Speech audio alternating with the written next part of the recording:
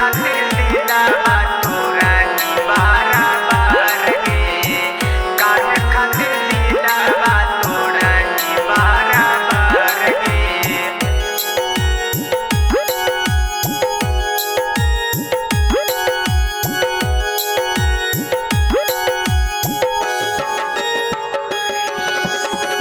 बचपन से करे रहियो तोरे से प्यार गे, काहे खातिर दिलवा तोरा ही बारा बार गे।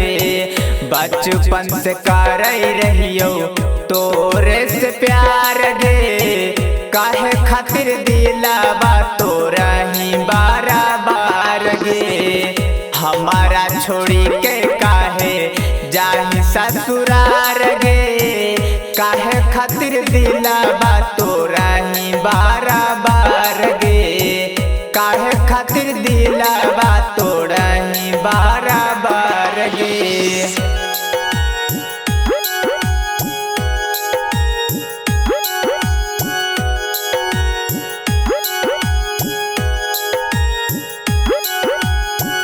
काहे खातिर दिलवा तोरा ही बारा बार गे, काहे खातिर दिलवा तोरा ही बारा बार गे।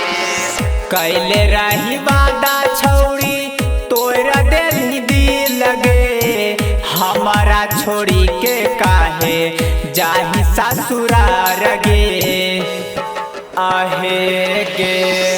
कैले रही वादा छौड़ी तोरा देली दिल गे, हमारा छोड़ी के काहे जाही ससुरार गे।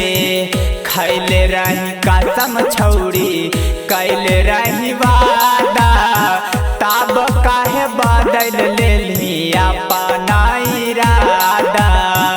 बचपन से करे रहियो तोरे से प्यार गे, काहे खातिर दिलवा तोरा ही बारा बार गे, काहे खातिर दिलवा तोरा ही बारा बार गे।